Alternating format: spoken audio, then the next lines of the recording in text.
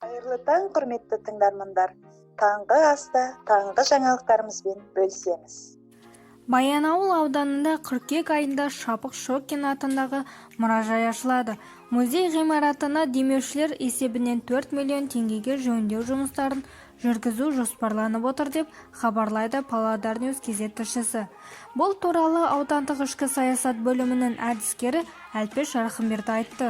Бүгінгі таңда музей экспонаттарын орналастыру макеті дайындалды, дейді Әлпеш Рахымберді. Макетті дайындауға Шапық Шокиннің ұлы Қанат Шокин демеуші болып 250 мың теңге бөлген. Орындаушы Райнбол КЗ жауапкершілігі шектеулі серіктестік.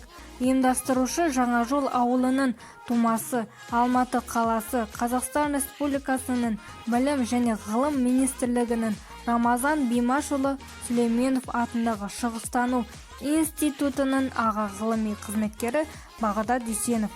Музейдің ашылуы 2020 жылдың қыркүйек айына жоспарланып отыр. Павлодарлық 10-29 жас аралығындағы тұрғындар ат спорты үйірмесіне тегін қатысуда.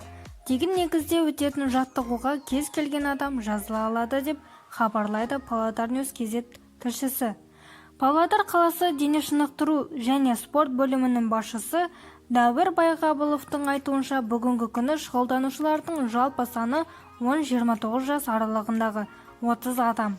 Бір топта 15 адам шұғылданады, дейді Дәуір Байғабылов. Олардың жас ерекшілігі 10-нан 18-ге дейін, 18-ден 29-ға дейін болып бөлінеді.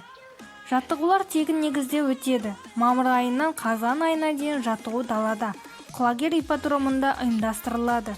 Қысқа уақытта залда өтетін болады. Жаттығу процестері аптасына 3 рет өткізіледі. Жасөспірімдер таңертеңнен сағат 9-дан 11-ге дейін, ал ересектер үшін кешкі 6-дан 8-ге дейін жаттығады. 26 мамырда ел өңірінің басым бөлігінде аптап ыстық болады. Қазақстан территориясы жоғары қысым аумағында болғандықтан жауын-шашынсыз ауа райы күтіледі. Тек республиканың солтүстік батысында кей жерлерде өткінші жаңбыр жауып, найзағай дауыл болуы ықтимал. Осымен біздің таңғы жаңалықтарымыз өз мәресіне жетті. Келесі кездескенше сау болыңыздар.